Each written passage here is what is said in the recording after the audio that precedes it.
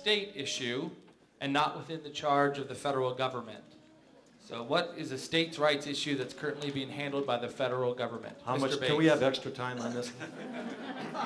Just the most important one, Mr. Bates. Department of Education. Education is a state issue. No Child Left Behind was bad legislation. It just increased a bureaucracy that's out of control and doesn't work. If we would give local schools more authority, local government more power to partner with nonprofit organizations. I've been part of the mentor program in Richmond, Indiana, mentoring a 14-year-old young man who didn't know who his father was.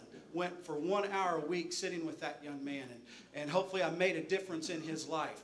We need to give local communities more authority to make the education decisions in their communities. So that's where I would begin. That's a states' rights issue, not a federal issue.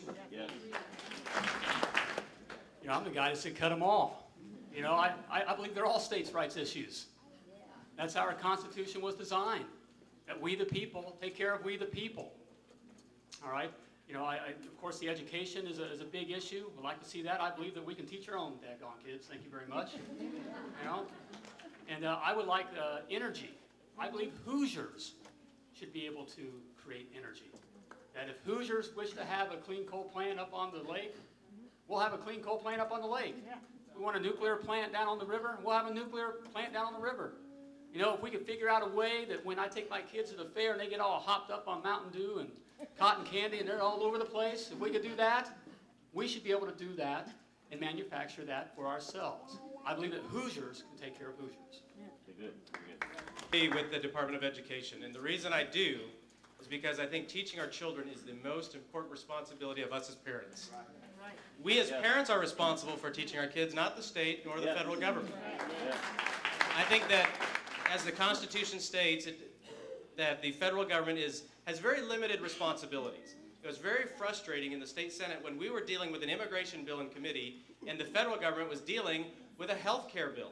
Now, don't we just have things backwards? If the states want to deal with health care, they can, and the federal government should be dealing with immigration. So we have things upside down right now, and I think that the Department of Education, though, is the best answer because it's so important for us.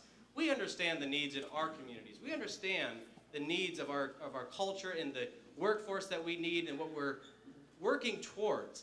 And so I believe that the states have that responsibility down to the local levels. The school board, folks, I'm telling you, is one of the most important elected positions that you could run for because it has such an important part and affects our future. Risk of sounding redundant, I want to say ditto. The Department of Education is that department that we need to eliminate and allow these programs to stay local, which is why I voted against George W. Bush and Ted Kennedy's No Child Left Behind Act, and will in the future vote against such legislation that expands the federal government's authority over education. However, there is also an issue with regard to the federal judiciary. We must rein in the federal judiciary and its impact on our local schools with regard to the value systems that we seek to instill in our children. The United States Supreme Court in 1962 in Ingle versus Vitale, 1963 Abington v. Schempp, came in and told the United States people, the American people, that you could not allow the inculcation of the values in our children in public schools that we seek to reinforce in the home. So we need a double front, one with regard to agencies and the other the federal judiciary and limiting its authority. Yeah.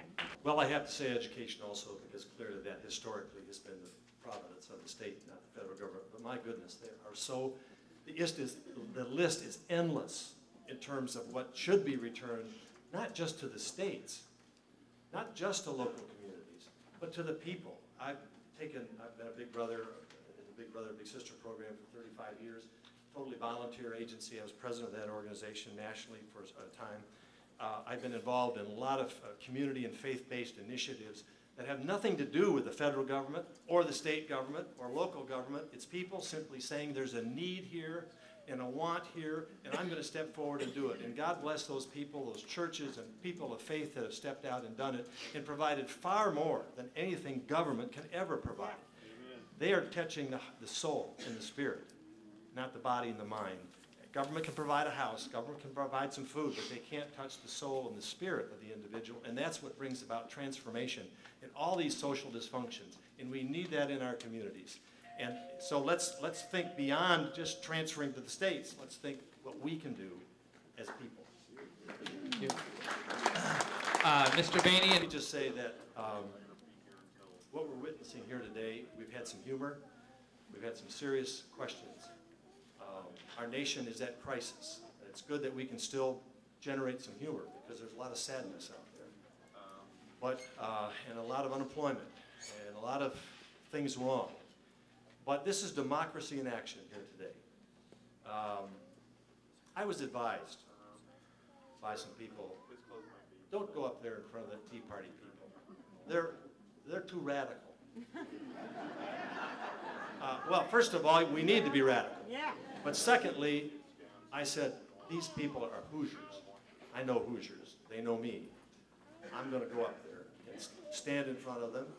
They can throw whatever they want, but I believe the 5 of us on this stage basically have the same conservative values, and I think this is a pretty extraordinary place and way to demonstrate who we are and let you make the decision as to who ought to represent you in Washington. thank you, Mr. Coates. All right.